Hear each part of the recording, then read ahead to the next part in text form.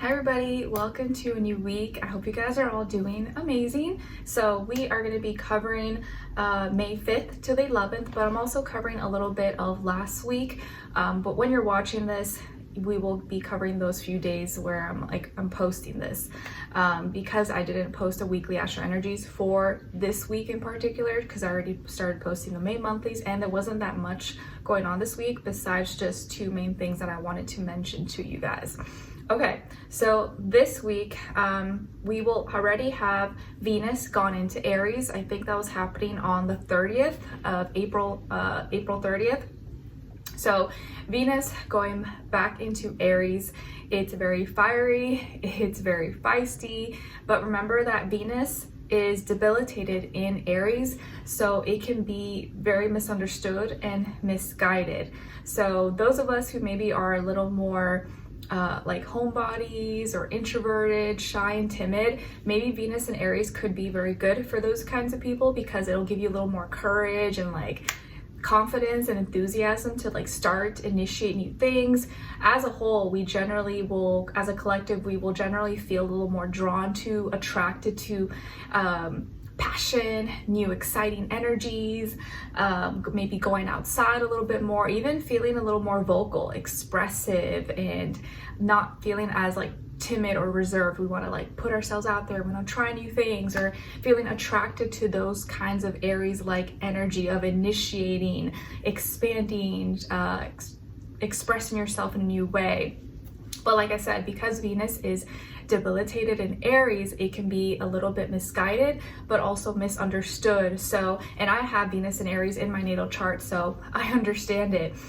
And how we love, our love language, what we feel drawn to or attracted to, people, places, things, right? It's not just like romantic, it's just like everything in general, what we love to do, our hobbies, passion projects, but products too, I guess. It can work in different ways where our love and how we love or why we love something could be misunderstood. We may like just like the thrill of it, like, oh, it's just fun and exciting, but then forget like, oh, okay, is this safe? Is that person trustworthy? Does this make sense?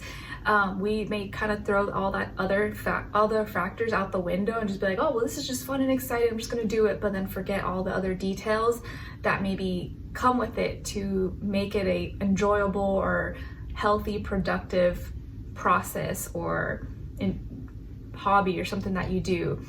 And it also could be that others could misunderstand us. Others could, maybe we can come off a little bit too strong, a little too high strong or aggressive, impatient. Venus and Aries may be a little bit impatient, like we're not willing to wait for something, we want it to happen now, and so others could take that the wrong way or be insulted or see us as, you know, childish or something if we're not willing to be patient and put in the work for something. So Venus and Aries can go, it could work out in a very positive way, but it's debilitated, so naturally we could lean more towards having it, our love language or how we're loving, the things that we're going after, the things we feel attracted to could be a little bit misunderstood or misguided. But if we have that self-awareness, then we can kind of like catch ourselves like, okay, let me make sure I'm not doing things just sporadically or not coming across maybe in a way that I'm not trying to be seen in that way, or I want people to understand me. All right, and then as we transition into May, this I will say too, guys, that as we go into May, I know Pisces season and Aries season is very chaotic and intense, and it's in their own way. And a lot of you have said that it was kind of like chaotic and there was a lot going on. But I will say that as we go into May, and especially this week, the chaos is going to feel like it's starting to subside and everything's going to start to slow down a little bit. Okay, not just because we are in Taurus season and Taurus is like a little more slow moving and stability, groundedness, but also in the beginning of May here, Pluto is going retrograde, and it will be a retrograde until October 13th. So that's about like 5 months or so. So pretty much the rest of spring and throughout summer here and a little bit beginning of fall time. So we will have on May 4th, Pluto in Aquarius going retrograde for the next months ahead, which will automatically kind of slow things down as far as our transformations, endings, transitions, any major things that were happening, especially in our minds. It's like a mental shift that we all have been going through. And you maybe have been seeing this personally with you, with people in your life, society, online, social media, how a lot of things have been shifting and changing dramatically, right? And it's more like this like mental shift, our perspectives, our opinions, how we think about things, like all of that has been going through a lot of shifts. Maybe people changing, you know, what they believe in, or how they do certain things, or their channel, their formats, their processes, like associations. All of that has been starting to change dramatically with Pluto. But since it's going retrograde, that's going to kind of come to a halt, or at least slow down, which gives us some time to look back at maybe some things that maybe we didn't get a chance to fully change or transform in the way that we wanted to. And now we get the chance to kind of like work on those things and prepare, do more planning, preparation, or see, okay, maybe I wasn't in the right place, or I didn't tackle this the right way. Let me try to do this properly this time, or make sure I don't procrastinate, because once Pluto does go direct, Pluto does not care about you crying or your feelings or how you think. Like, it is going to force you to do things that you don't want to do. And if Pluto forces us, that's when it's not fun. It's a bad experience. Usually it's one where we will change and transform, but it's usually better if you do it yourself. So these next 5 months are a really good time to plan, prepare, give yourself time to see those things that you need to shift in your life. And a lot of it is just our minds, our mentalities, our perspectives. We're gonna have some time to work on these things before October, and hopefully by then we will have the right mind frame, have the right mental fortitude, strength to push forward in the right direction that we're heading or preparing to go into. On May 5th, oh yeah, I will say also this is, we have Mother's Day at the end of this week, so happy Mother's Day to all my moms or soon-to-be moms out there. On May 5th, we'll have Mercury sextile Jupiter in Gemini. So Mercury in Aries, sextile Jupiter in Gemini. But remember, Jupiter is debilitated in Gemini. It does not do well, does not function at its highest peak or at its best. So here, Mercury, how we're thinking and communicating, is helping to create opportunities for Jupiter to grow and expand. But the way it's helping Jupiter grow and expand may be in a misguided way, or because Mercury in Aries is very fast, spitfire, go, go, go, and we're a little more loose with our tongue, loose with our mouths. It's creating opportunities for Jupiter to accumulate all this knowledge, information, insight, but it may be unnecessary. It may not be information that's helping us gain wisdom and knowledge or expand in the way that we want to. Maybe it's just like unnecessary noise and chaos and gossip, rumors, stuff that doesn't elevate us. It just clogs our brain. It fills us up with nonsense, with trash, makes us think those things are important, but it's not. It's just like too much of anything is not that great.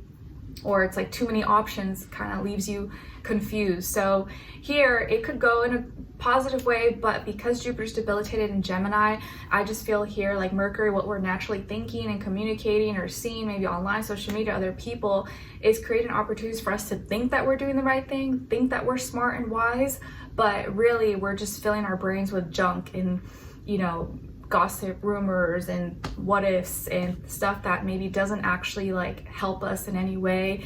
Maybe it's just distracting us or making opinions, assumptions about people, and it has nothing to do with us or doesn't even really help you or help the world in any way. So something to kind of keep in mind. The next day on May 6th, we will have Venus sextile Pluto. All right, and so by now, Pluto has now gone retrograde, still kind of, you know, we're not going to feel it full force because Pluto is a very slow moving planet. But now Venus, what we love, how we love, it's still in Aries, is creating opportunities for us to maybe look at some past endings, transformations, or our old mentalities we used to subscribe to, and see maybe, okay, maybe there's some things I need to change my mind about or change my perspective. Maybe my opinion has changed about those things, those topics, those people, that strategy or that plan that I had.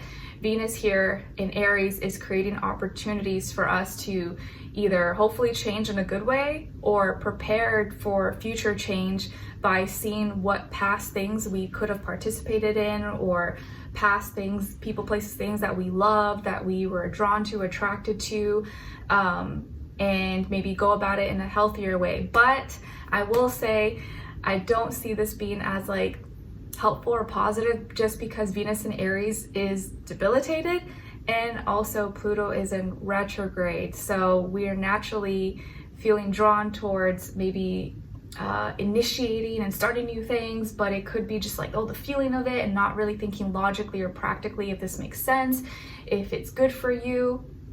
But it could be a good thing, because now we're getting to look at maybe some past things we participated in, or how we can maybe go about some mistakes maybe in a healthier way, or better plan for the future. Now that Pluto's in retrograde, and we can kind of like, things can slow down. It's like we have more extra time to prepare for some big changes ahead that are not happening quite yet, but they're on the horizon. But now we have a little extra room to kind of brainstorm or think about. And later that day, Mercury in Aries will be conjuncting Chiron in Aries. So how we're thinking and communicating, we definitely have our wounds, our validations, shame, things that are triggers on our minds. And this can be a day where people are very triggered, but also like projecting, a lot of projecting going on, because whether we are aware of it or not, how we're thinking and how we're speaking, communicating, or maybe what you see others talking about or expressing is it's highlighting or expressing their own validation issues, your own wounds, feeling like you need to express yourself or make a point or be very aggressive, or say things in a way. It's like, they say sometimes the loudest voices are the ones that are heard, but you're being loud for a reason. You're being extra aggressive for a reason, because you're overcompensating maybe for something, or you're wounded. You have some validation issues, and so you feel like you have to do this extra. You have to be very in people's faces. So this could be May 6th. I feel it could be a very triggering, people projecting more so, like more than any other day, specifically this day. But it could also be a day where if you bring it up and you see that, okay, like maybe we could talk about these things, maybe we can heal from these things in a healthy way. And it doesn't have to be something where everyone's just like fighting or upset.